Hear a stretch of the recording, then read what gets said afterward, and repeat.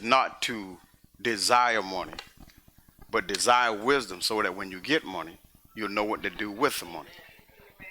All right? That's all they're trying to let you know. Listen, desire these things, nothing wrong with it. Put it in this proper perspective, place. Listen, this first. All right? But I like this part right here. I'm not talking about that. We ain't not into this. Choose my instruction rather than silver and knowledge. Knowledge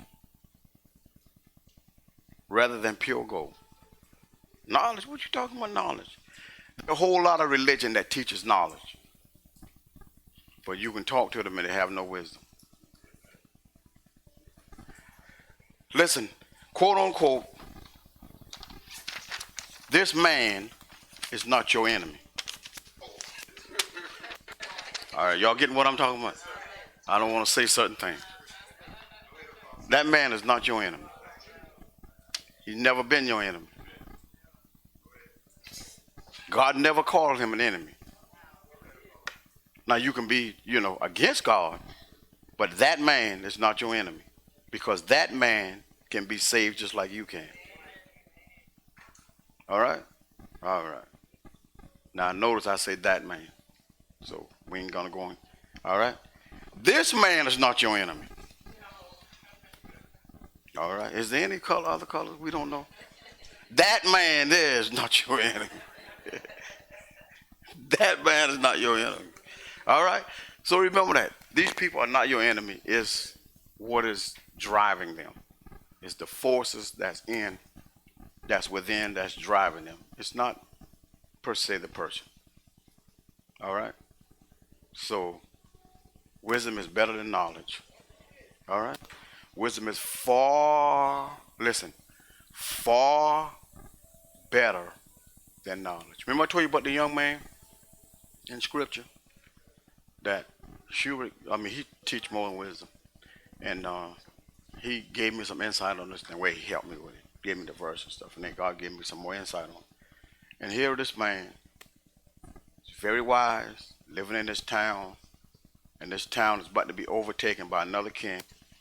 Where it was, basically. And through the wisdom of this man, he delivers the city. But yet the man is poor. He's wise but poor. And because he's poor but wise, he goes down in history, nobody talks about him. If he had been like Solomon, wise and rich, people would have talked about him. But because he was wise and poor, nobody talks about him. Nobody remembers him. Ain't that something? When you die, nobody gonna remember you.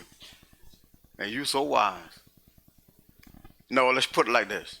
And you so rich, but yet unwise. Nobody's gonna talk about you. All right. And if it left up to me, I'll remember you. But listen, remember, I was like you. Why talk about you? You can't take me no place. But if you come to Christ, he's all of that and more. All right? He's all of that and more. All right. A servant.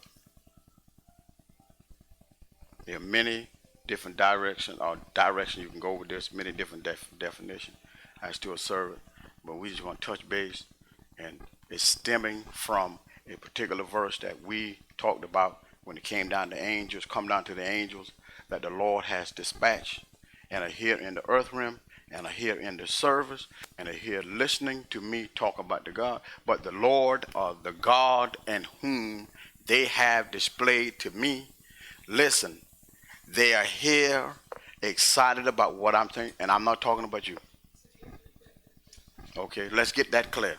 Because some people think when he say angel, he talking about me. Because the Lord tell me I'm an angel. Listen, I don't know what you could be when you get to heaven. I will not know what I'll be when I get there. All right? I do know I'll be like him. All right? That I do know. But I'm not talking about you. I'm talking about beings that you can't see. That works on our behalf that you can't see. That God has sent into this service to meet your needs. All right? Servants. Ain't that something? Servant. And here we are called to be servants of the Lord, but yet we struggle with serving. I'm called to be, but I struggled with serving. I can speak in many different tongues and languages, but if all the language don't lead to me becoming what I'm speaking to you about, what good is me speaking in many different tongues and languages? I've found out when you go to different countries and talk with different people, there are certain things that are international. No matter where you go, a one is a one. They may call it something else, but it's still a one. All right? That's international. You hold up one finger, they'll know. Hey, you don't understand what I'm saying, you understand this. All right? There are certain things that are international. Same thing when it comes down to God. There are certain things that are just international. That in heaven is the same, here is the same. All right? Now notice I say heaven and here. I could have said, I don't want to offend the little children, but that's all right. They know the word anyway because you showed them, they let them listen to their movies. There, it's the same thing. All right? Jesus is Lord there, here, and everywhere. He's Lord. So that name rings out in the heavens, in the earth. It's international. No matter where you go, they could pronounce it whatever. He's still who he say he is. International. Now I can take your name and broadcast it out there. It's not international. Who is that? Same with mine. Who is that? That's not international. I mean, you can make it international, but it's not international. But these beings are international, if you want to call it that. Because they came from the Father. And they're international, just like your enemy. He's international. Listen, if the devil is bothering you in the United States, go to another country, he's going to bother you there. He's international. Now, I want you to understand, there are demons that are territorial. So because you choose to go to a certain territory, they can't go because they are invading another demon's territory. So they have to get permission to go into that territory. If they don't get permission, they have other demons that are assigned to them that does the work. So you still get the same treatment there. There are certain places, I'm trying to teach you guys ministerial. There are certain places that God would not permit you to go. Because certain places, demons that are territorial, already, let me say this. If you cast out a demon of whatever in this country, and that demon's territory is Iceland, and you go to Iceland, that very demon is going to attack you in such a hard way. Because the bulk of that demon's territory is Iceland. How it end up here, I don't know. So God would not permit you to go there because demons there are waiting on you. Because you were the one that cast them out here in the United States.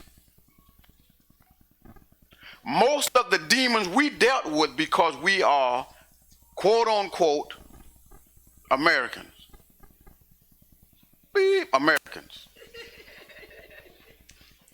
Get it? Still ain't get it. Listen to what I'm saying. We are beep, American.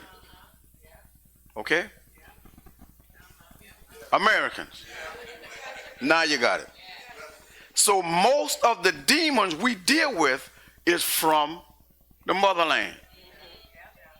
So now if you cast these demons out, there are times when God won't permit you to go to the motherland. Because those demons are waiting on you. Because that's where you originated from. All right? I don't know what to say but the light-skinned people. I don't know. I'm trying to figure it out, man. I'm just joking.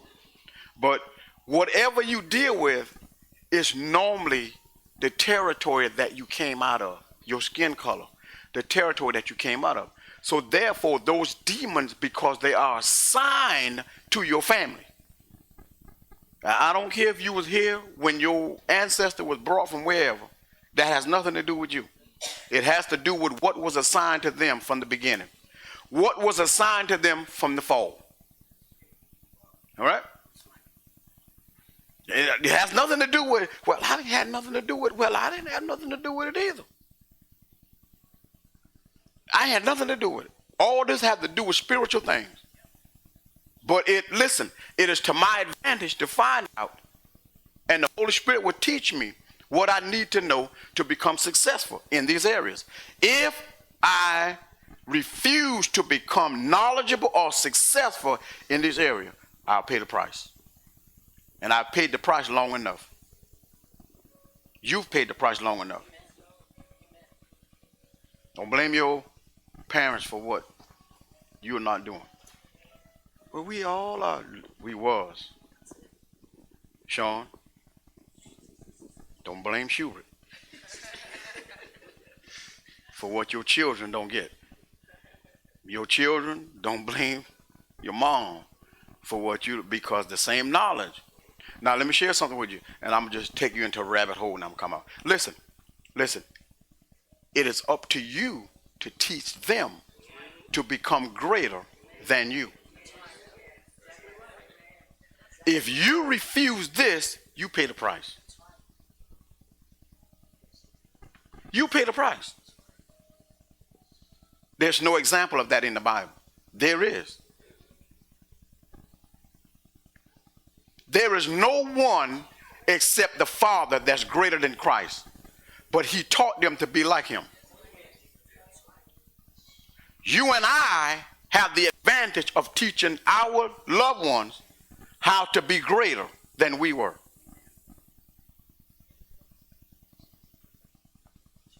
So I'm going to teach you how to defeat the enemy at a young age. Not when you're 60 years old. I'm going to teach you when you're 20, in your 20s. So that when you are in your 50s, oh my God. Oh my goodness. Do you know what you'll be doing?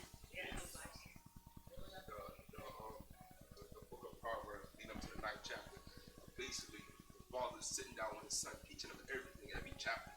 Basically, the father teaching his son what kind of woman to stay away from, what kind of prince to stay away from, so they can be sexual in life. They're teaching him what to stay away from.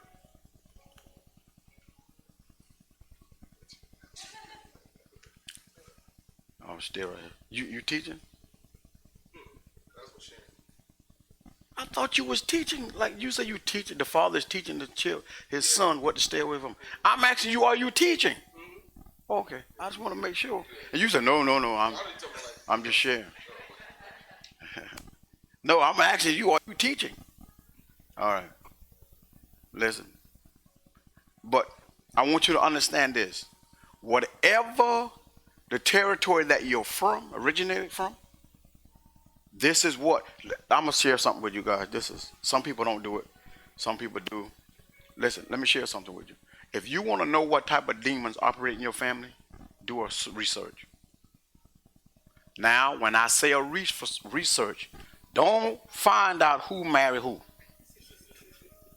and why he married that person or why she, and then, no, find out where the person originated from. Find out about his or her family tree.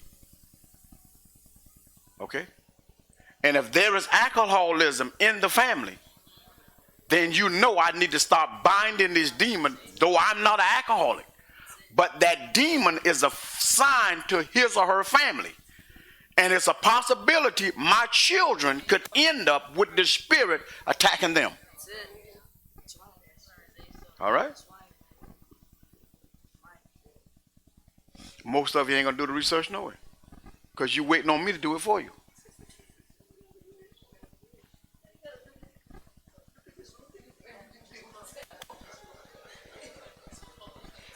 You can look at your family and tell. I can't do that. I can't do that. I look at some people in my family and they look very prosperous. Very prosperous. Very prosperous. Very prosperous. Highly favored man. Very prosperous.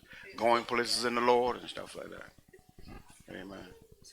So I have to kind of do a research and to kind of find out, who is who, what's actually did. And then our older folk that have gone on, not the way back before you came from wherever you came, before they came from where, but our older folks that that we know that have passed on.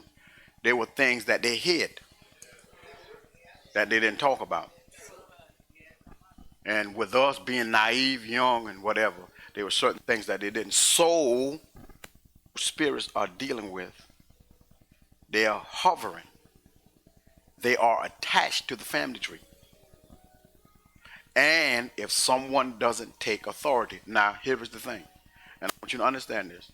I want you to understand why you think it is. Now the doctors don't know this, but they're doing it based on what they have been taught. They don't know the spiritual side of it. Why you think the doctor asks you, is there anybody in your family that has Bob?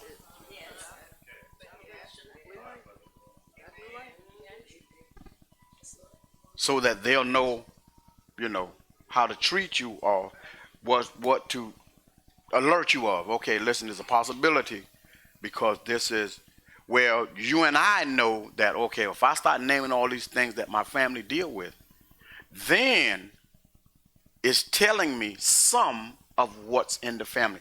I know there's a spirit of infirmity in everybody's family. Some type of sickness. I know what you're getting ready to say. It ain't mine, Pastor. Yeah, listen. It's your faith, okay? It's up to you. All right? Faith doesn't deny the fact. Faith changes the fact. All right? So you kind of look at what's going on. And the enemy knows I'm playing you. So I will bring into your life the same type of people your whoever dealt with.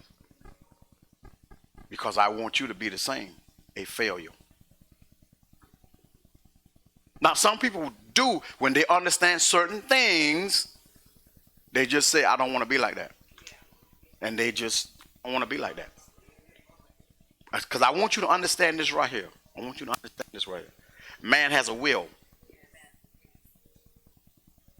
But if I dangle meat in the front of you, fishes, long enough, eventually you're going to bite. Eventually you're going to bite. If it doesn't meet your taste, then it wouldn't faze you. Because that's not what you have a desire for. Because you made your mind up, I'm not going to be that type of person. So the enemy knows there's no need to bring those type of people into your life because of will. You already decide this is not the person you're going to be. And not realizing what you're doing is you're defeating spiritual laws that were already in place against you. So when you decide to say, I don't want to be like this, then what happens is the enemy knows I can't use that. There's no need to send those type of demons to you. Because you're going to embarrass them. You're going to shame them. This is not what you want to be.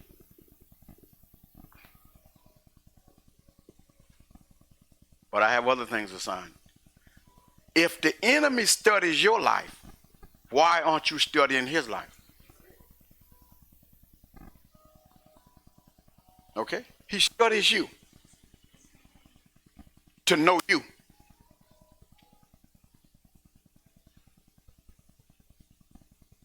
It's amazing how 8 people in one family dies of the same thing.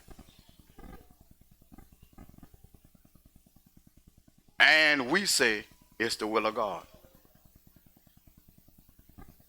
No, it's not the will of God. It's the blindness of you. Because the enemy is stealing from you. And you don't have a clue as to how he's doing it. Anytime the devil can slow your progress up, he just stole from you. Certain things that God has given you is time. If you are not at the door when it opens, it will shut on you. certain doors were open for a season. And if the enemy could stall you here, dealing with little minute things and into yourself, you won't get to the door in time because that door could be open. But the enemy knows I distracted you here to steal from you there. Now when you get there, you're praying for God to open the door, and God said it was open. You just got delayed the season before. Now you're a season behind.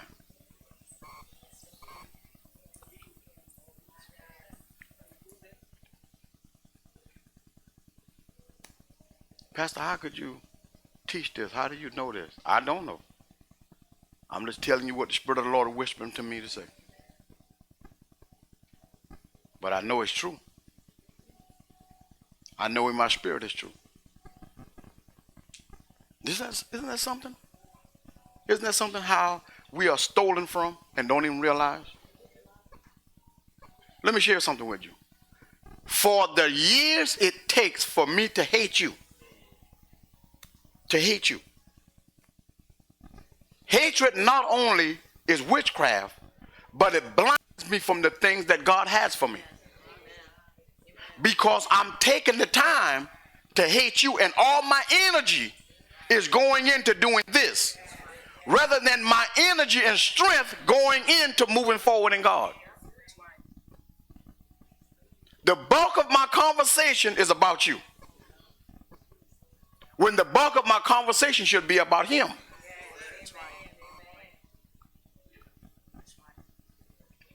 I want you to catch this. Listen, if you do nothing else this day, if you carry nothing else with you, I want you to catch this. Be careful and listen to people's conversation, Christians, and they'll tell you where they are. They will tell you where they are spiritually.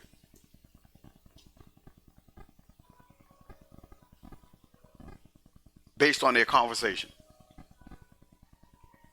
Your conversation will tell me what devil has you in bondage. Because that's what you're going to talk about. The Bible said this: he whom the Son has set free is free indeed. Your conversation should change because you're free. He didn't call you back to bondage, not that type of bondage. So your conversation should change. If I'm free from you, why am I constantly talking about you?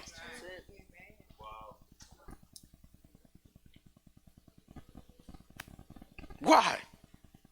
God has liberated me from you.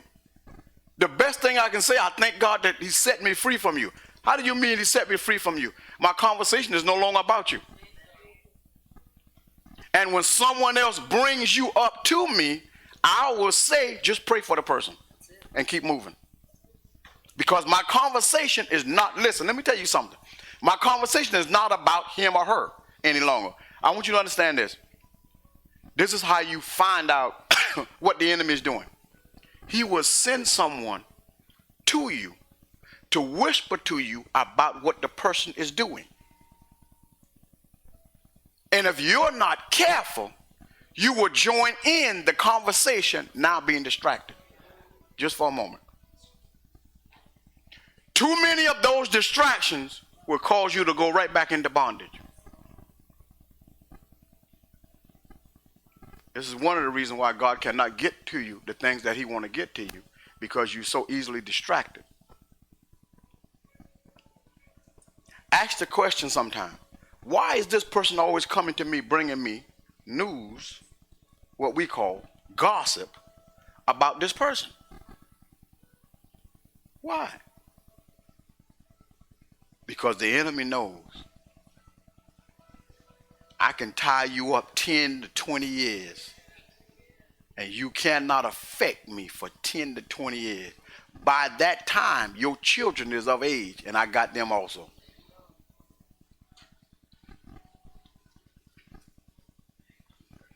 Are you understand what I'm talking about? Because if you're not understanding what I'm talking about, you deceiving yourself. And I want to make sure that you understand what I'm talking about. I'm using people because that's something you relate to. Problems that the enemy uses people to create, in your life, this is what God sets you free from.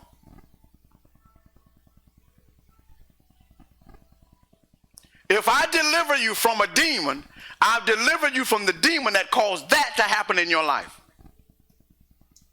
And there are times when the thought doesn't bother you anymore. Let me share something with you. I want you to understand this, how powerful God is.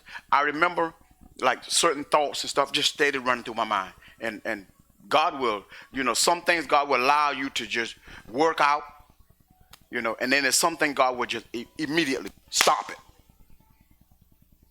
Because the person is not strong enough to deal with it. Stop it. Just like that. Cut it off. The thought goes away. I remember I was asking God concerning certain things, but I wasn't asking him about that. I just wanted to be on fire for God. I just wanted to know more about what God was teaching me and what God had available for me. That's all I wanted to know. And I remember getting laid on my hands, someone laying their hands on me, praying, and I fell on the floor and blah, blah, blah.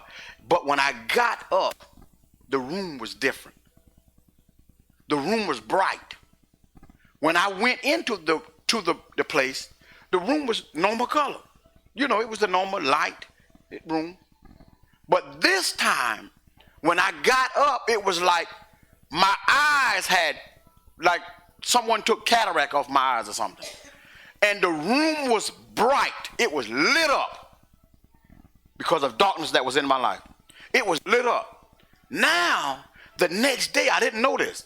The next day, the thought that used to bother me, that used to come and bother me every day, it would come every day like clockwork.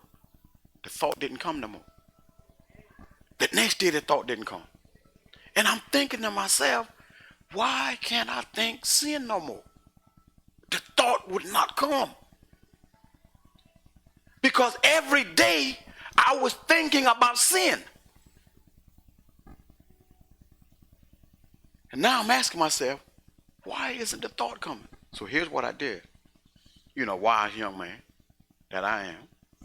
Here's what I did. I made myself think it. And when I did, the door opened up again. After about 2 or 3 weeks, I made myself think it because I said I'm supposed to be thinking like that. And I started meditating on it. And I started hanging around. Now, the enemy was doing this. I started hanging around it so that the thoughts would come back. Because those thoughts were better than what I wanted to get rid of.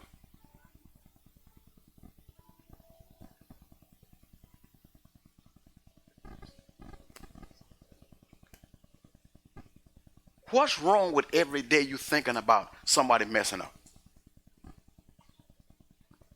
What's wrong with every day you getting on the phone and calling somebody and asking them, what's new? There shouldn't be nothing wrong with it, right? There's a lot wrong with it. The thought wouldn't come. And after about 2 weeks or so, because I wanted to think it like that. And the enemy got me again. Now, here's what I told God. I don't want to think the way you think. I want to think the way I think. Because the way I'm trained to think is better. But before that happened, I was saying it wasn't better. And the enemy reeled me back into my old way of thinking. And I dealt with it for years. But I was free of it. But I felt it was better to think like that. Well, I had some experience with God. Some things he shared. Some things he allowed. Some things that happened. I had some experience.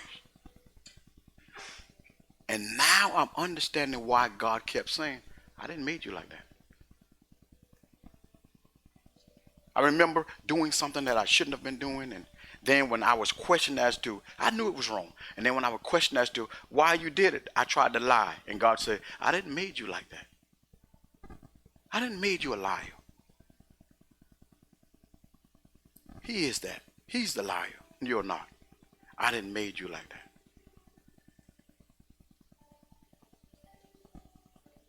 Immediately I had to repent. Because for that moment, it was better to hide in darkness and feel like I'm not seen by anyone than to come into the light and say, God help me.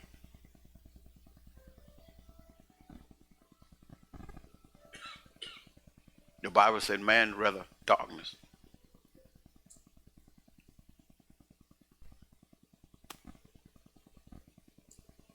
See, the angels are like this with you and I. What verse we talked about? Hebrews? That's it. That's it. That's it. The angels are like this. They are servants sent to serve you. I want you to understand this. Anybody know what a servant is? Not a serving servant. Since y'all didn't think about food. Just a small serving. No. Servant. Anybody know what a servant is? Or that's something you're afraid to ask? I'll just state. You know what a servant is? Go ahead. Sit. Listen to the little boy. Go ahead, sir. Someone who works for you. That's a servant. Good definition, sir. Somebody who works for you. Someone who lays down his agenda for yours, to carry yours out. That's a servant. The greatest servant I know of, according to Scripture, the Bible said Jesus laid down his life. Not just here in the earth, but he laid down his life there in heaven and came into the earth and became a servant. In other words, he took off his royalty there and left it and came into the earth realm to serve, to be a servant. Why do you want to be a servant? I don't understand this. Most of us, when we go up, we don't want to go down. To become great in God, if he takes you up, you still must go down. Let him who is great among you be your servant. Let that person serve. That person can tell you how you got. That person can carry out things that you can't carry out. Never mind. Don't worry about that. Don't worry. Scratch that one off your list. You're not ready for that type of stuff. He said, someone who works for you. Now, I want you to think with me about scriptures. How many people you can think of in the Bible who had servants?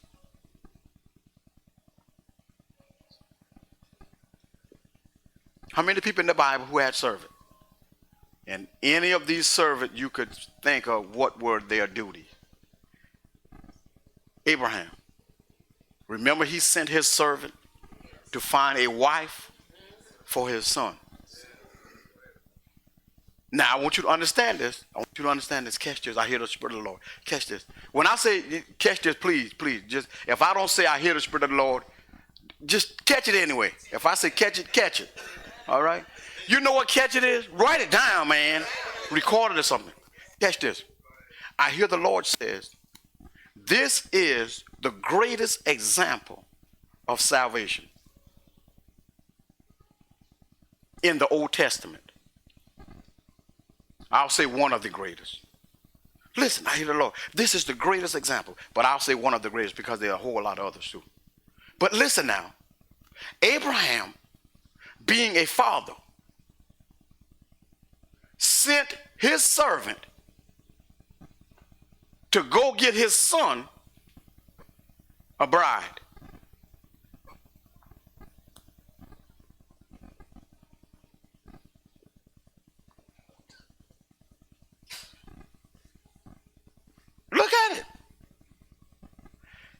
Abraham sends his servant to go and get his son a bride, and told him where to go.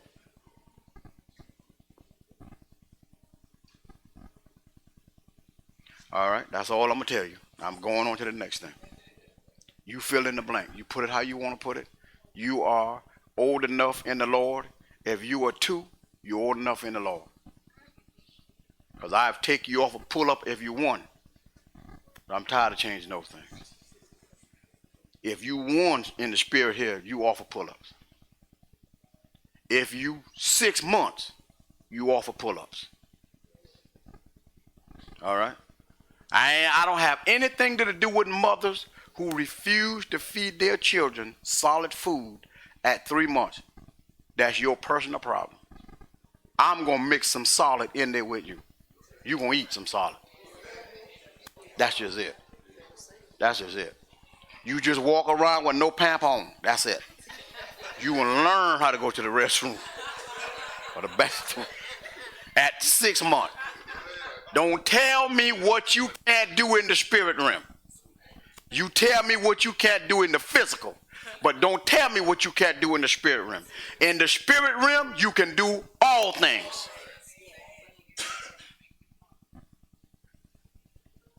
All right? Remember now, most of you going to relate it to something in the natural. And you're going to say, well, because a natural child is not like that, where you a spiritual child. That's different. All right? That's different. You come out knowing how to use the restroom properly.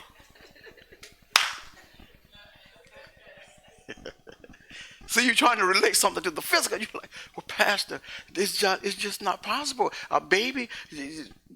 Okay. All right. Mm-hmm. Listen, I want you to tell somebody that you didn't come here with. Okay? Tell somebody that you didn't come here with. You can grow up in 1 session.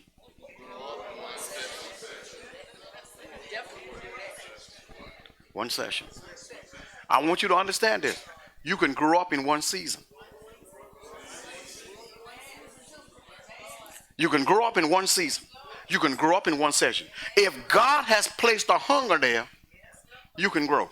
Just like that. If you just here filling the slot, okay, well, that's different. That's different. It might take a while. It might take a while because you just there filling the slot.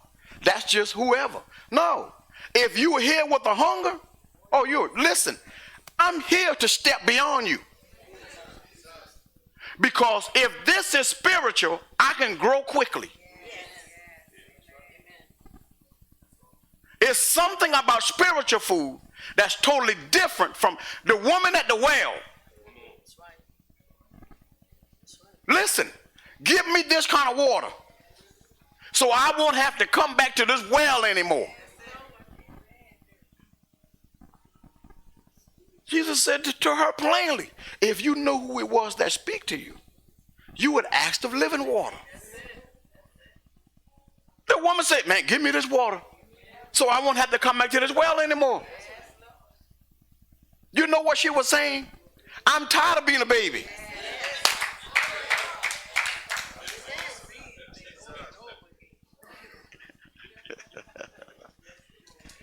That's spiritual. All right.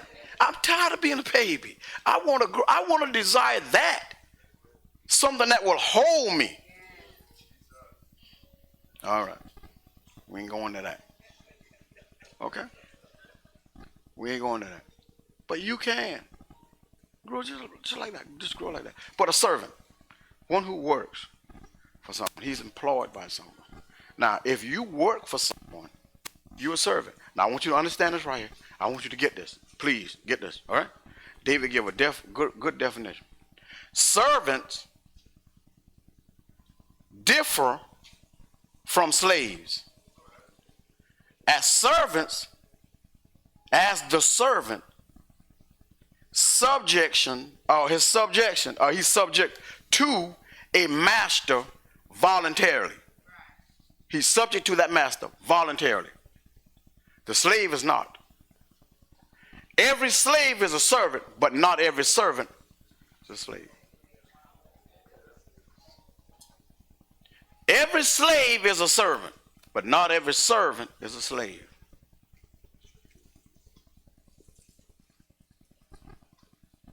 All right? When you use the word slave, people get upset, especially us, because we think they're going to take us back into bondage. Well, guess what? You were mad with man, and the whole time you should have been mad with Satan. What's the difference between slave to sin and that type of slave? You're working in such a way and you're not getting ahead, because the enemy had you slave to sins. And his thing is still in the field. Don't know it. God reckons everything as a field. Farmer goes out, he plants a field, blah, blah, blah. Listen to this. A farmer goes out, he plants a field. And in that field, he plants wheat. While you and I sleep, someone comes and plant tare alongside the wheat. You wake up the next day, it is something. The next day, wait a minute, what grows that quick? The next day, and you look out over the field, it's so beautiful, but what are those things there? Oh, and then he says, an enemy has done this. So now, listen, the man said, well, I'll go and pull them up. He said, no, if you go pull them up, you're going to pull up the wheat.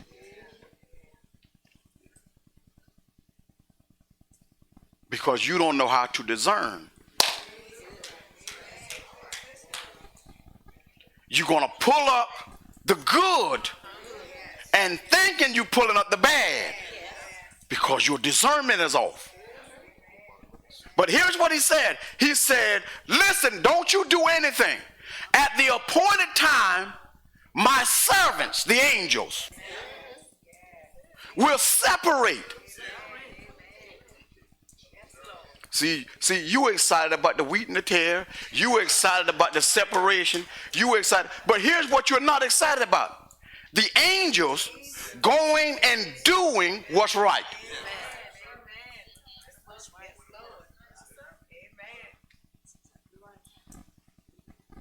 I remember Sister Lena say something in that key. She said, God said, I'm now separating the wheat from the tare. If you're separating the wheat from the tare, then the angels are telling you who I'm going to serve and who I'm not going to serve. Because what they're saying is, this one is definitely ours. That one is not.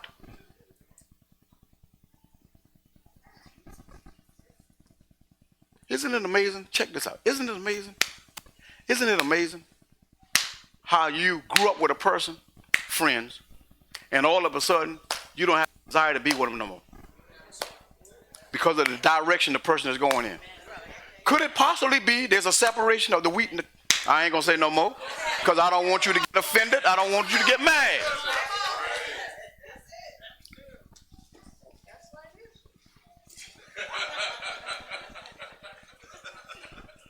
I don't want you to get offended. I don't want you to get mad. I want you to stay focused. Stay with me. All right? Stay with me. You understand what I'm saying? Do you really understand what I'm getting at here? There's a separation there. And God is doing something mightily. He's doing something great in the earth. All right? All right? All right. I taught enough this morning for y'all guys.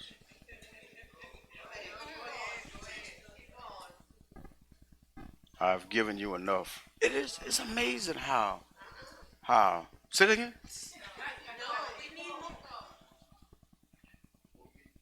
Jesus. Listen to this. Servants come in different capacity. Household, domestic. You see it all through the earth realm. The Bible tells you about lender and the borrower, one becoming servant to the other. You ever thought about that? And at the end of the day, all of us are servant to God. There's a difference now. All of us are servant to God. All of us are servant to God. All of us are servant to God. Well, Pastor, you can't be, yes. The earth is the Lord, the fullness thereof. So all of us servants to God. Okay, God, well, what are you talking about? Remember now, there are vessels who are made for certain things. There's some vessels who are made for honor, some vessels who are made for dishonor. I want you to understand this. Please understand this. Remember, when it came down to Moses and the Israelites, everybody that came out of Egypt, listen, was not all Hebrews. Some were Egyptians that came out with them because they chose to be with them. You understand what I'm saying? What are you talking about, Pastor? What are you talking about, Pastor? Some people were, some, I don't understand this. Me either. I'm going on to something else. You fill in the blank. What did I just say? You can grow up in one session. I just taught you one session.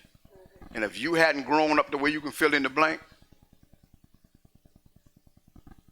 see, your problem is you want me to chew it up and feed it to you.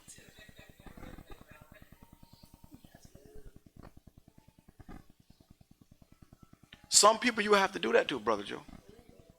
You have to know who labors among you.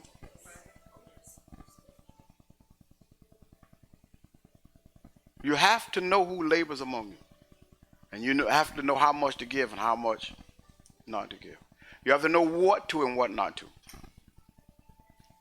The next thing with this is some people will call for what they cannot eat. See, she said that's a good one. That's a good one, right? Write that one down. Some people will call for what they can't eat. Let me share something with you. I want you to understand this. You go to a restaurant, you order too much. You know you can't eat all that. So what do? You box it up, take it home with you for later. But there are those who are small ballers who just throw it away because they don't need it. I don't want her or him to know that I'm a person that eats leftover. Some people do that when they go to the restaurant. Some people do that when they go to the restaurant. That's why I don't like the dating process. The dating process is too expensive. It's too expensive. Really, it's too expensive. The dating process is too expensive. Okay? You think about what it costs to, I don't want to use the word wine and dine, but you think about what it costs to dine a person. To tea and dine a person. It's expensive. All right? And at the end of the day, you are not sure whether this person is going to be the right one. That's why I don't like the dating process. You listen, man. We've ate good, man, over the last couple of months. You've gained weight. I put on a few pounds and stuff like that. And now all of a sudden you're saying it won't work. Well, give me back the weight I put on you.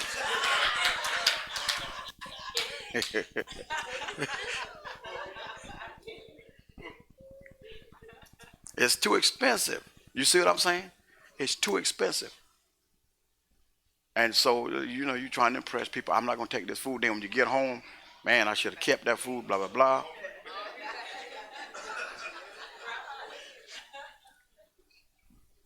Some people will take on more than they can eat. So you have to kind of know what's what, who's who, what to give, what not to give. Some people are laborers. All right? who are hired by the day. The angels are not like that. You get the verse? Are they not all ministering spirits sent forth to minister for them who shall be heirs of salvation? If you are not heirs of salvation, they are not sent forth for you. They are not here to serve you in the capacity that God say. Now, God will have them protect you.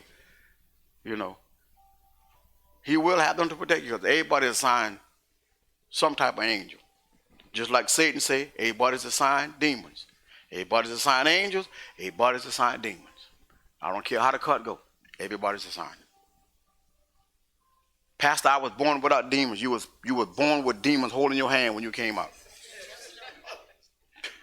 So I don't care how the cut go, you were born with them. All right? You were born with them. That's just plain and simple.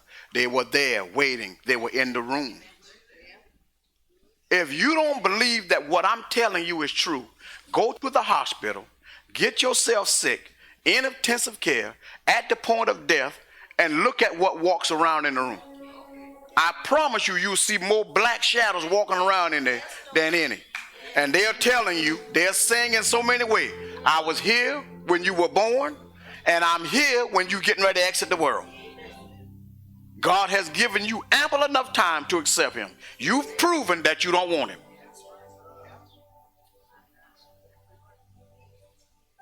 So we waiting to claim what's ours because you are not a wheat.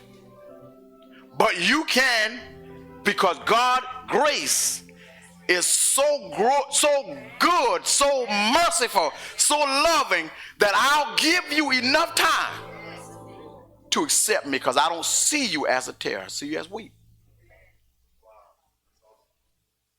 Sad to say, it's on your deathbed, but happy for heaven.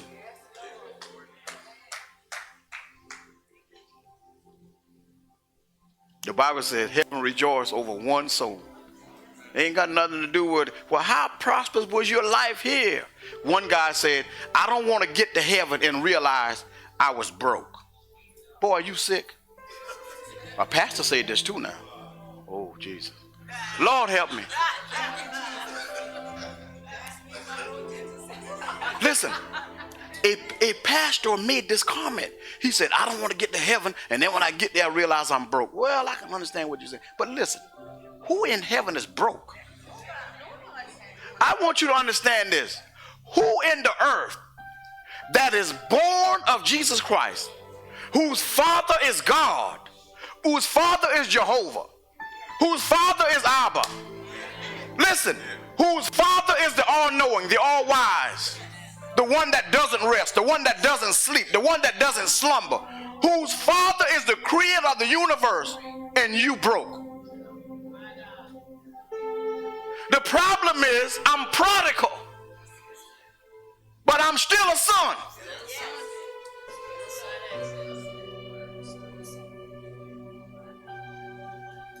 I'm just a little prodigal, but I'm still a son. So how is it when I get to heaven, listen, let me give you heaven right quick. Let me give you heaven right quick in scripture. The prodigal son, the Bible said when he came home, he was restored back to his rightful position. Well, wait a minute. How was I broke then? I was broke when I was prodigal. When I returned back to my home, I was restored. So how? How? Please help me. When I get to heaven, I don't want to realize, when I get to heaven, I don't want to realize I was broke. So basically what he was saying was, I got to have it here in the earth realm operating in my life for it to be operating in the heavens in my life. If I'm broke here, I'm broke there. You know something? You compare heaven to a city in the earth. You know, in every city, there's always the east and the west, and the north and the south. Or there's a skid row.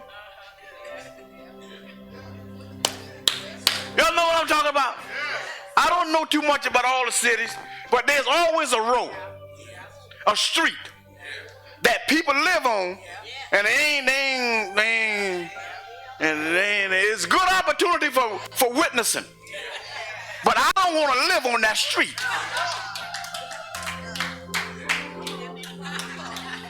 You see what I'm talking about?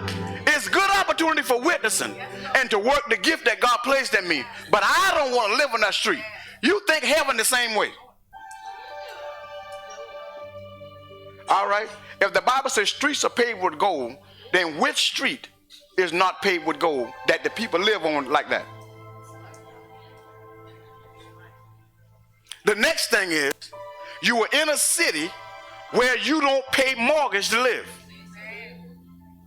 You're in a city where you're living in a mansion that you didn't build. You are in a city where you don't need an automobile. All you do is think it and you're there. So where the broke come in at? Where the broke come in at? You are in a city where all your needs are met. You don't understand this part. You are in a city where all your needs are met. You are in a city where all your desires are met. You ain't gonna think sinful desires, but because you can't. You've been transformed from this world to that world. You don't think this stuff no more. Listen, you're in a city where all your needs are met. Listen, when the man of God said he was there, he said, I needed a drink of water. Before I knew I needed it, they brought me the water.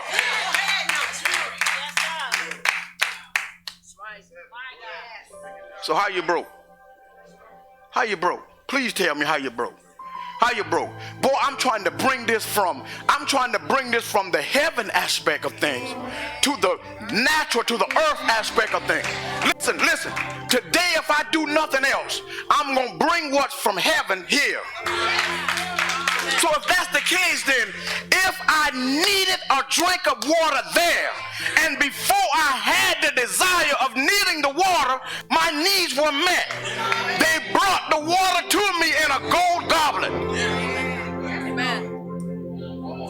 What are you talking about, Pastor? What are you referring to? What are you talking about? Here on earth, before the need occur, before I desire I have a need, before I know that there's something God wants to give me, I don't even know that God wants to give me this thing yet. It haven't even entered my small mind yet, but the need is already met.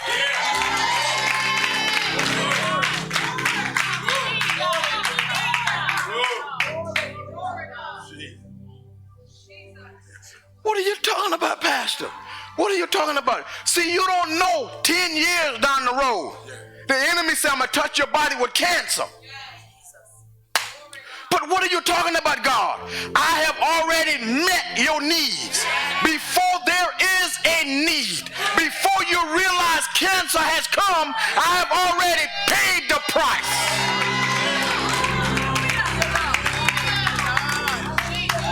All right, listen, man. Hey, where y'all got the heat on? Yeah, on something. Fan on, somebody on. It got hot.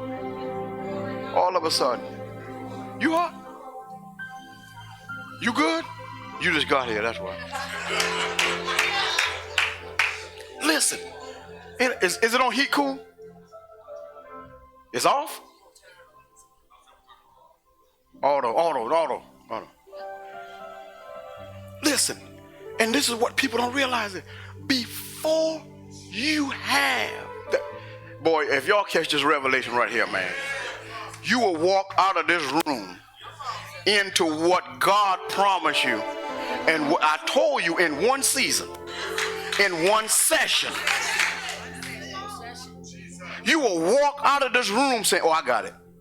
Oh, I got it. No devil in hell, because listen, my God this day is in the transformation business. Listen, catch this. The Bible says this concerning Jacob. The Bible said Jacob saw a ladder going up to the heavens. And then he saw angels ascending and descending. What are you talking about? If an angel can carry my message, can he not bring the answer?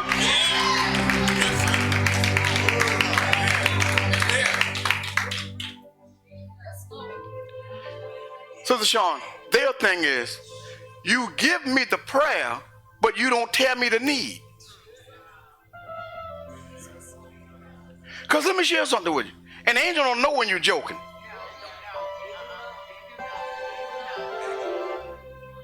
They don't know when you're joking. That's why you have to be careful.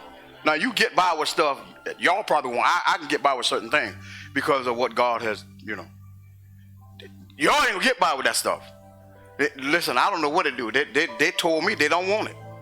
And so they go back and tell God, you don't want it. Let me share something with you. God is on the throne, but he knows everything. Here's what I want you to understand. Why you think angels are in the earth realm with pads writing? She's thinking like this in the service, and he's writing. Because there will be no excuse as to your thoughts. There'll be no excuse as to what I gave you that you didn't get. The reason why you didn't get it is because you didn't go after it. Pastor, I just choose to be broke. Man, I think it's better just to be broke. Well, listen, why are you pursuing the calling? You're pursuing the calling. You're pursuing more than just the calling. Because certain things come with every calling. You can't change it. Certain things comes with certain callings. And you can't change that.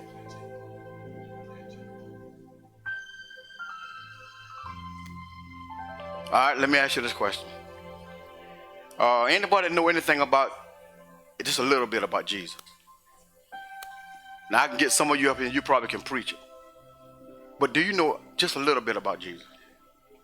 All right, first of all, I want you to understand, the garment that Jesus wore, he didn't have pockets. So if he didn't have pockets, you can't store money. Okay? I want you to understand that now. We're going someplace. All right? If the garment he wore, he didn't have pockets, you can't store money. But there was someone that was like a treasure. Now I want you to understand this. We're going someplace. He told his disciples, listen, don't take no purse. In other words, in our day and time, he would say, don't take your wallet. Don't take your credit card. I'm going to prove to you how the kingdom of heaven will take care of you. Because everything Jesus does, he does for our example. If you did it for those disciples, you have to do it for me. See, y'all read the word, but you don't read the word. You hear the word, but you don't hear the word. I'm reading the word. Okay? I'm reading the word. You read the word, but you don't read the word. All right? I have to take care of them. Now, how hard it is for heaven to take care of 12 guys. I'm sending them by twos. You get something out of this if you got an ear to hear what the Spirit is saying. That's the new phrase right now. If you got an ear to hear what the Spirit is saying, you get something out of this. He said, I'm going to show you how heaven take care of his own. Now, I want you to understand this. Please catch this. If they wanted to start a crusade and set people down and call down manna from heaven and fish, it would have appeared. Because he was their example. And when he brought the people, here the people in a desert place, and he fed the people fish and loaves, and the fish never ran out from a small child's lunch. So he would have did the same thing for the disciples because he was going to take care of them. And God is not a God that doesn't share. He shares. So if he's going to take care of the disciples, he's going to take care of where they are and who they are with. I've already dealt with the people. What are you talking about? I've already dealt with the people to do what you have any need of. In other words, I'm showing you they are servants. You still ain't catching it. I'm showing you they are servant. But he said this now, there are going to be some tear. So whoever house you go to that doesn't receive you, you shake the dust off your feet. But whoever receives you, I've already dealt with them to accept you and to meet your need. Huh? We the problem? Yeah, we the problem, man. We the problem. We are the problem.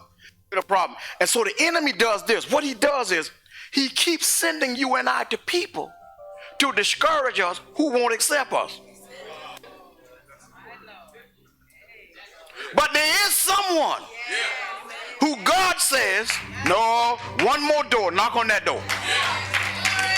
And I promise you, this person will sustain you. See, it's us. It's us. It's us. We are the biggest hindrance. We are the biggest problem. If heaven is going to meet his need, heaven must meet my need. What are you talking about? Oh, wait a minute now. Wait a minute. If you can restore him into his glorious position, you can restore me into the person you created me to be from the beginning.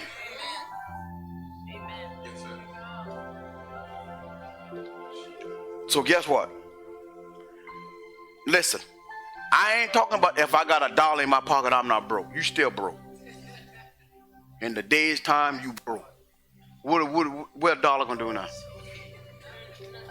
You got to have more than $1. A bubble gum or candy, and that's expensive now. All right? You got to have more than $1 now. Okay? People say, well, I got $1 in my pocket, I ain't broke. I got a penny in my pocket, I ain't broke. You broke. You broke. But let's take it to the spirit. Let's take it to the spirit. You might have $1, but you got a seed. And God getting ready to shake something up in my life with this one seed. Now, let me share something with you. I want you to understand this. What the disciples did was, and this is why Jesus was able to do it with them. When he said this to them, he said, come follow me, and I'll make you fishers of men. Come follow me. I want to teach you some things. I want to show you something. Come. When they made the decision to say, okay, I'm going. They made the decision to say, I'll become your servant. They made the decision to say, I'll become dust.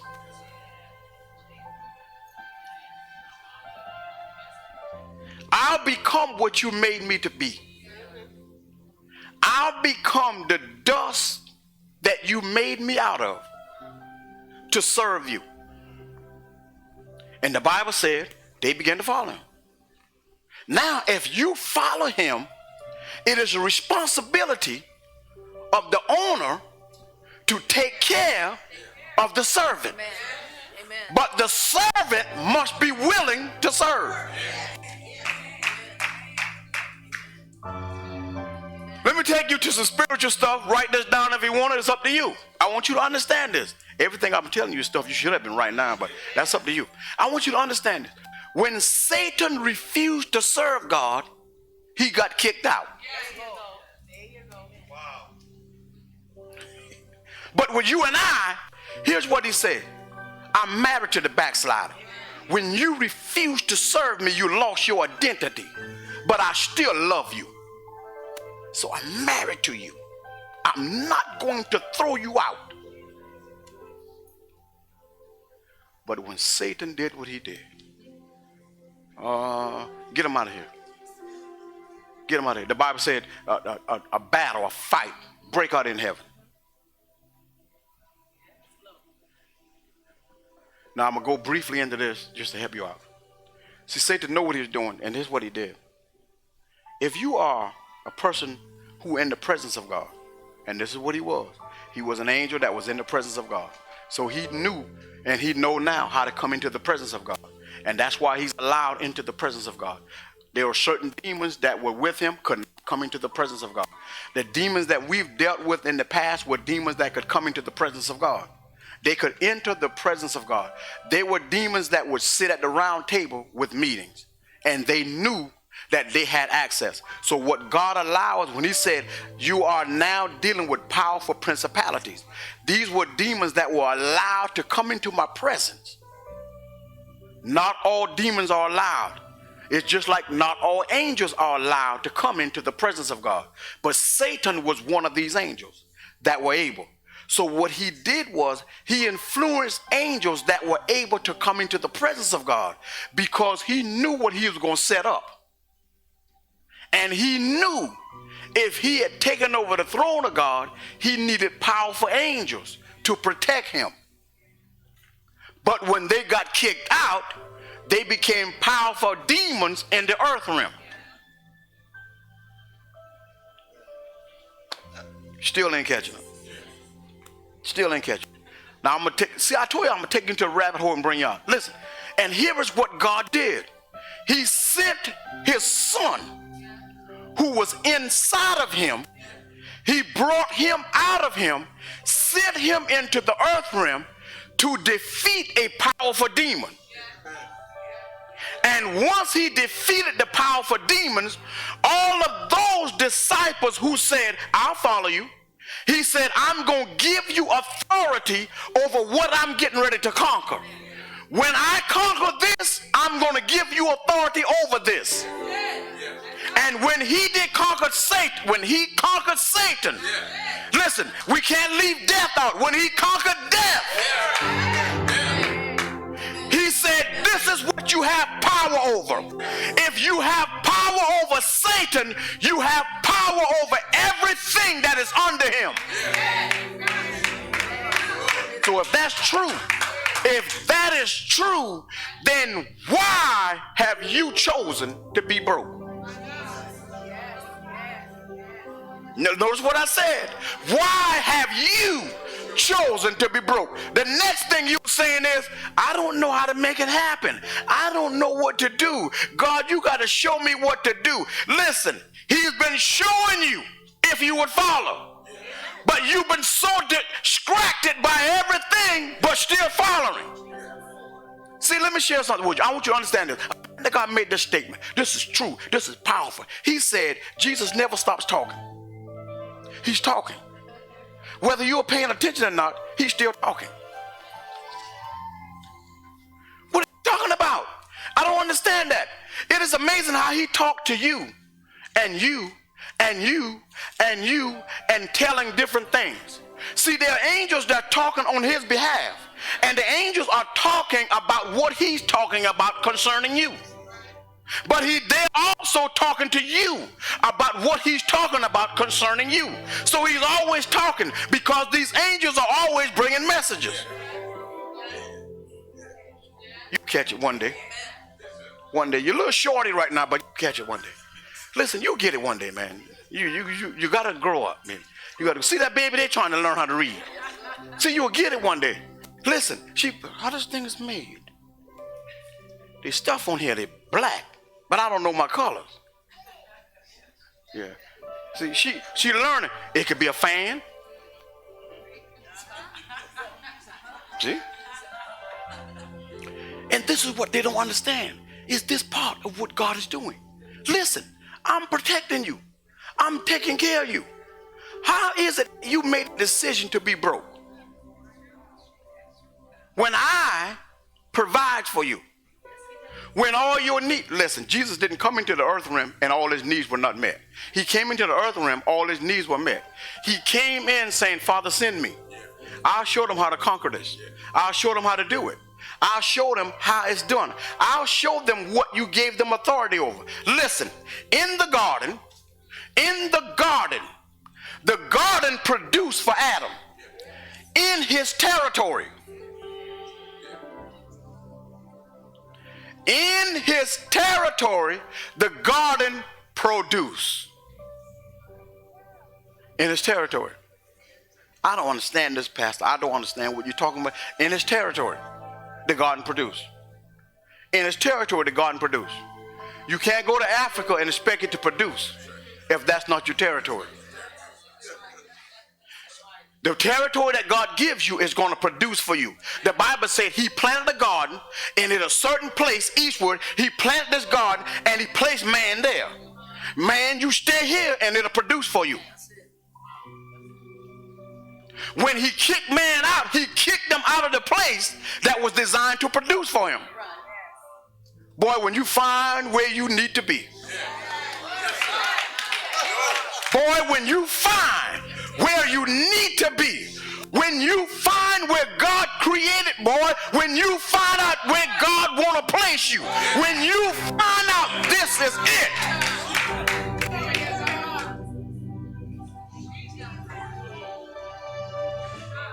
This is it, Brother Joe. Brother Joe, this, boy, you look and say, this is it.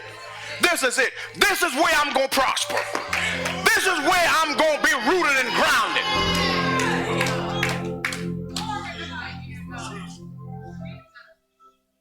Listen, don't let these people put down where God placed you. Well, then nobody in Georgetown got anything. Nobody in Hemingway got anything. Nobody in Myrtle Beach got anything. You got them. One guy told me straight up, he said, ain't nobody in Georgetown got no money, because he lives in Horry County. Ain't nobody in Georgetown got no money. But what the word you just not say? Boy, I ought to slap that off of you. I got money. What the word you talking about? Nobody in Georgetown got no money. What the world are you talking about? Why are people trying to move here? Something here. The Bible said them that are led, you have to be led by the Spirit. Let me share something with you. God will bring people into your life that you know nothing about and say, all right, now this is the person that's going to take care of you for a season. Oh, you ain't ready for that type of stuff, boy. You ain't ready for that type of stuff, really, boy. You ain't ready for that type of stuff. See, when you become a servant, God sends things to serve you. Listen, if you learn how to serve greatly, if you learn how to serve humbly. See, our problem is we trying to get something without serving something. See, it's never designed for you to serve money. Never designed for me to serve money. That's never designed for me to serve money. But we are to serve each other.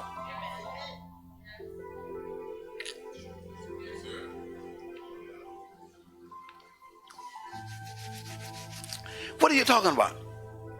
Money, listen, it's a spirit to it. You start worshiping and serving it, it becomes a god.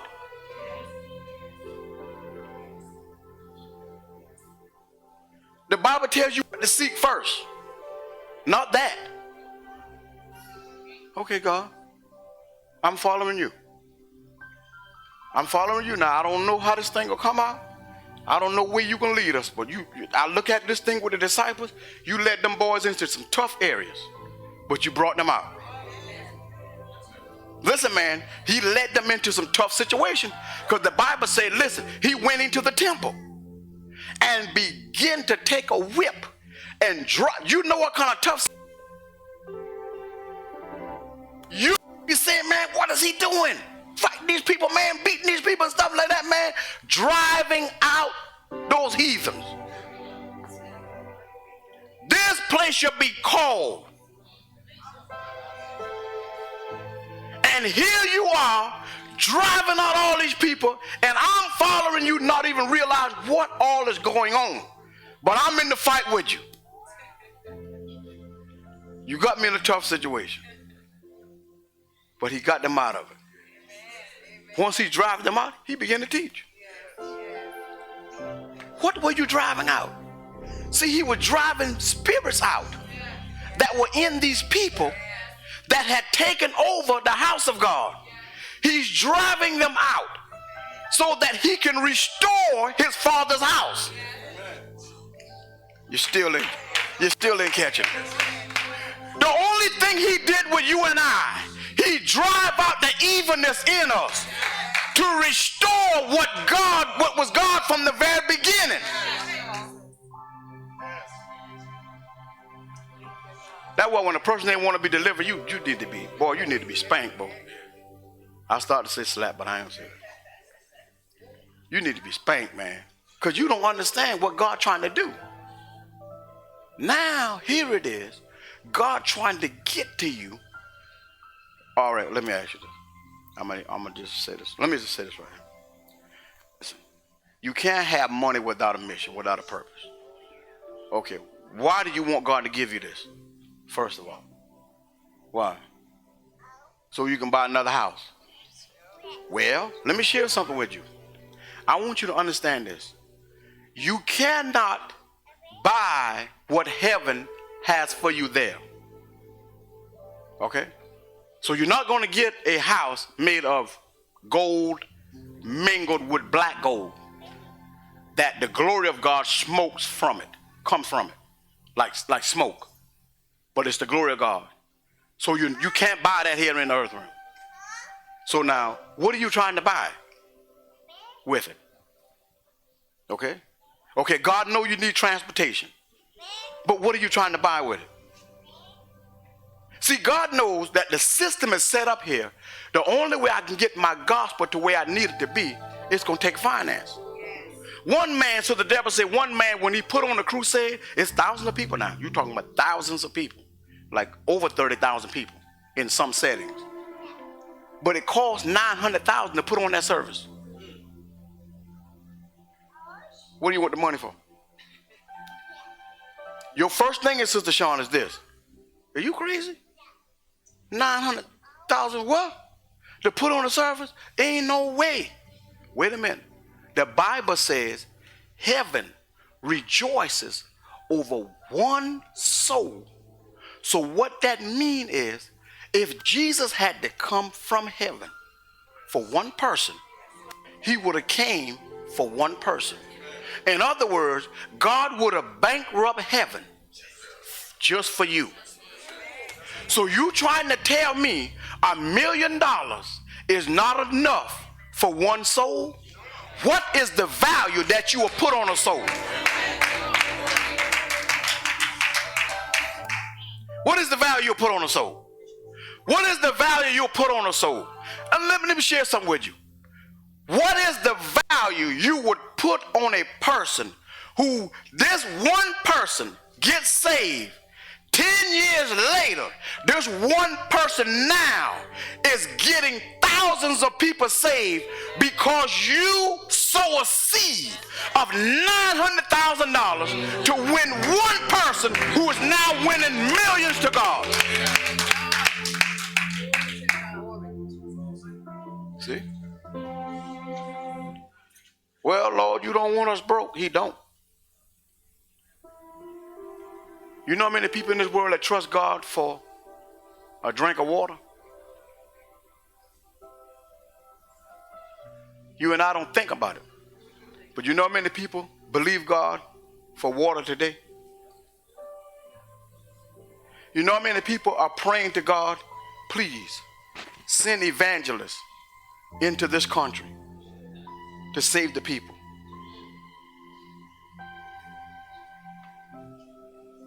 Do you know how many people is praying that prayer? The reason why you don't know, because they don't speak your language. But God hear their prayer also. Well, let me help you out. Since you say hear prayer and language. There are times when you don't say nothing, but your heart talking to God. Have you ever sat in the service and somebody preach about something you in that you need to be out of? Or you did that you don't want to do no more? And somebody preaching Jesus and you saying, help me, Lord. But you ain't saying it out your mouth. You just saying it in the inside. God knows. So how many people you think are saying, help us? Send somebody. Send word. Send a word. Send missionaries. Send somebody to bring hope. Your problem is God, I don't know how to do this. I don't know what to do. I don't know where to go. If you follow him, you can't go wrong. You can't go wrong. You ever thought about that? You can't go wrong. You can't go wrong. If I follow God, I'll marry the right person.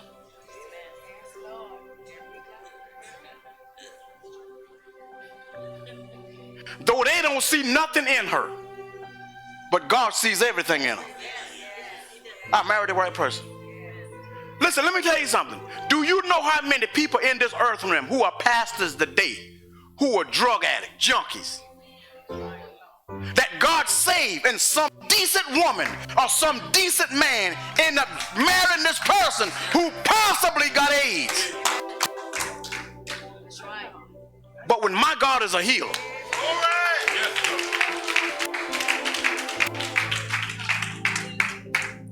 I remember in a Benny Hinn crusade, Benny Hinn made this statement to a man.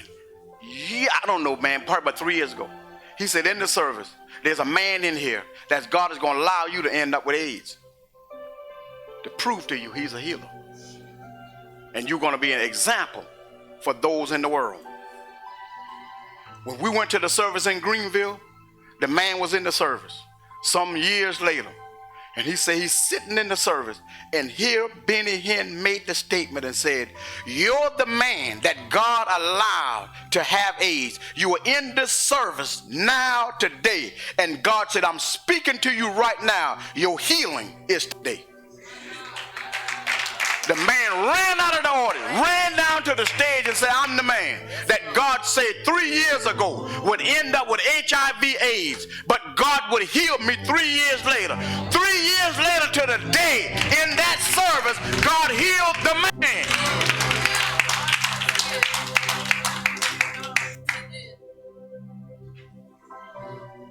That's how much he loves us. And I know I'm turning a little bit, but the angels are the one touching. They're ministering spirits. Ministering spirits. They're service. They're ministering spirits. I remember a young lady told me, she said, the Lord told her, said, if I do this for her, for him, he'll heal my body. I didn't ask her what was going on in her body, but I knew she had some type of infection that she couldn't get rid of. And she said, the Lord said, if you do this for me, I'll heal your body completely. Now, listen now. She said, God told her every day for the next 60 days, I want you to be at the altar in the church praying for my people. She went to the church and she prayed.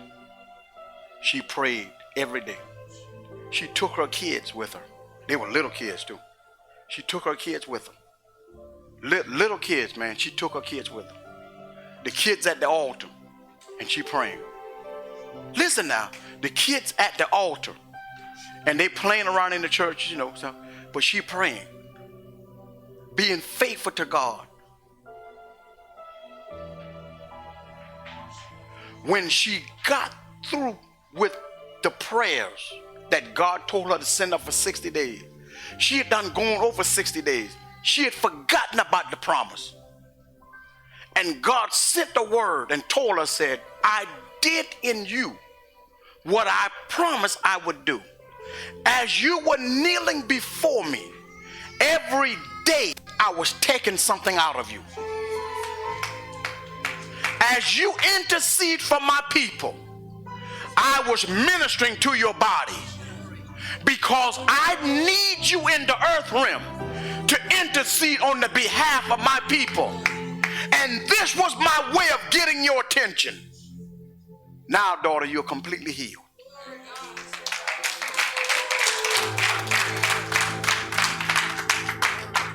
See, healing isn't important to a person who ain't sick. Jesus made the statement and said, it is not the well who needs a physician. It is the one who is sick that needs a physician. See, when you're healed, you don't need a doctor. You don't listen. You'll go and tell somebody, I don't need insurance because I'm healed. But boy,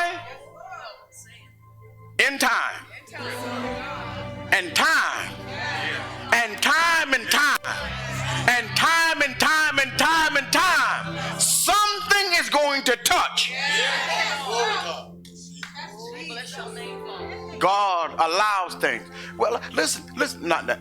Listen. My granddad, he ended up with colds and stuff like that from different things, but he's never been really sick because he was one that always active, doing something, walking, a lot of walking, doing things. He was never sick, but when he got sick, he didn't last long.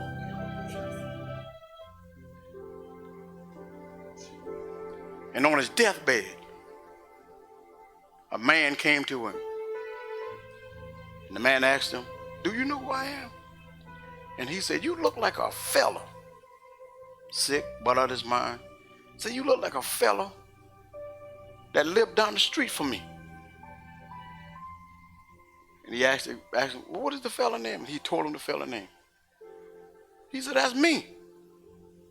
He said, "I could barely see you, but you look like that fellow." And the man told him, said, "That's me." He said, "Well, I got it right now, but you just look like that fellow." Now he died sometime later. His son got sick. His son was taken out of his body, visit the holy city, not Jerusalem, the original heaven. Not what we call in the Holy Land going to Jerusalem. No. This is the city where the King of Kings, Lord of Lords, where there is no sun, there is no moon, there is no night, and God lights up the city. Amen. There is no darkness there.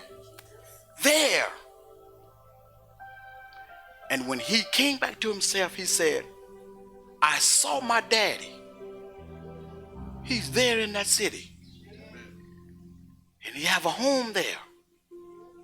Then he made this statement. He said, "I have a home there too." But he told this lady, he said, "The only way to get to my house from here, you have to cross a river."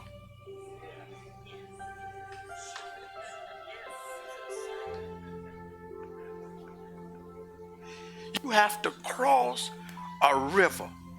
Now this man wasn't thinking about Jesus. The man would go to church and come back and do all kind of crazy stuff, man. Crazy stuff. But the Lord showed mercy to this man on his deathbed because his daddy is in a place with the Lord that the Lord didn't forget the children.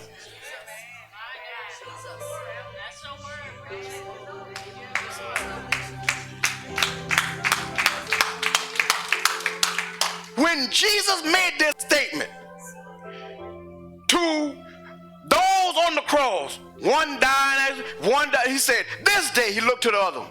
When the man said, "Remember me when you come into your kingdom." The man said, Jesus said, "This day you will be with me in paradise."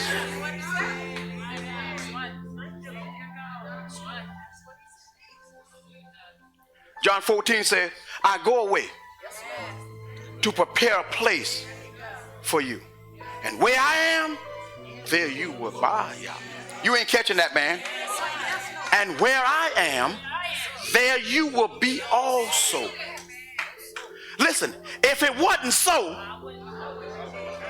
I wouldn't tell you no lie. That's basically what he's saying. If it wasn't true, I wouldn't tell you about it.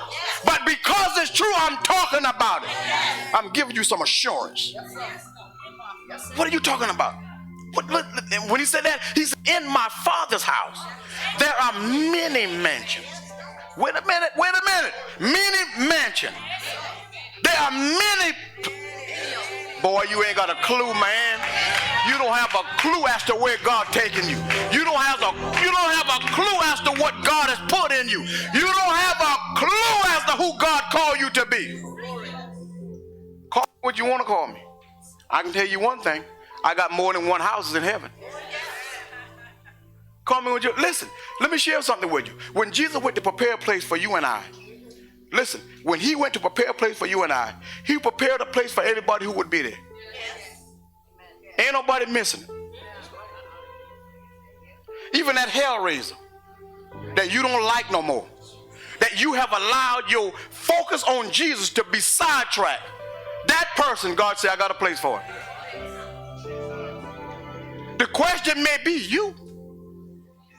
How did you? Because let me give you the example of this. The disciples say the same thing with Saul. When God changed it, when Jesus changed his name to Paul, but they said the same, not Saul. We know about him. You? No, not about him. No. We know he was the prosecutor. He killed the saints. No. Yes, him. Him. Brother Joe. You? Yeah, him. I have a work for him. I have things I've called him to do. How many of you is ready for where God is taking you? How many? Here's what you say. Here's what you say, Sister Sean. I don't know where he's taking me. Listen. Did the disciples know where Jesus was leading them? Okay. Well, Pastor, you got to help us. I'm going to help you. I believe in helping people. This is the season of helping people. Next season will be different. But for this season, because it's around Christmas and the New Year, it's the season of helping people. All right. What are you talking about? Let me help you out. Remember when he told them, let us go to the other side.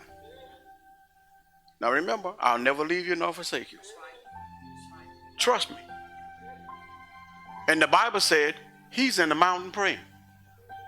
And they in a boat struggling because a storm has come up. It's in the evening. Storms come up during that time in the afternoon. And they in the boat struggling to get to the other side. And when he realized they were in the middle of the lake, now he comes down out of prayer. Oh, you catch the, I want your mind to think like my mind. We're going to be giving me things. Listen, when he realized you in the middle of the trouble, then he shows up. See, he looked at you because he led you that way. You in the middle of it now. You can't, listen, you're too far in to go back. You're too far in, you think you can't go forward. And now you're looking for an exit out. And there is no exit out because you're stuck in a storm that you can't control. Now God says, I'll show up. And the Bible says he comes to them walking on the water. Brother, for y'all, listen, he comes to them walking on the trouble.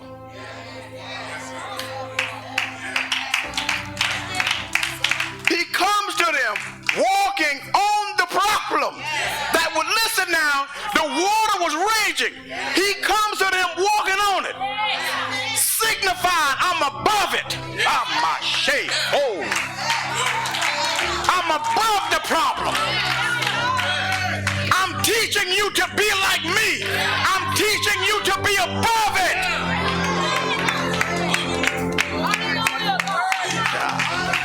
Man, y'all catch it, man. Glory be to God. Hallelujah. The Bible said he comes to them walking on the problem. And they're struggling to try to stay alive. And here he comes to them walking on the problem. But I want you to catch this. He knew what they needed when they needed what they need.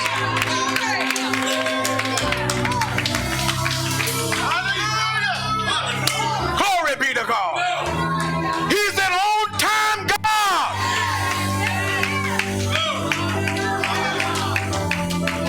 Hallelujah. Was not he on time? Them guys were struggling, man. The boat about to fall apart. They about to drown. You got professional fishers on here. They knew we were in trouble. When they panic, we in trouble. The Bible says he comes to them walking on the problem. Brother Joe, in the midst of that storm, the Bible said he spoke a word. Peace, be still. The Bible said the elements began to obey him.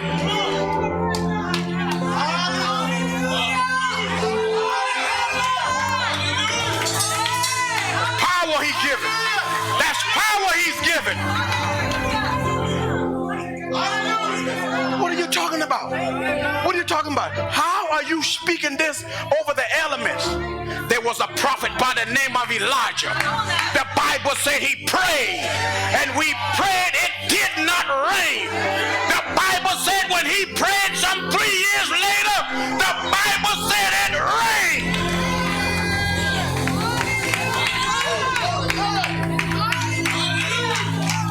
Glory be to God. Hallelujah. We thank God for you YouTube viewers. Bless the Lord. Be encouraged. And at the same time, encourage someone else.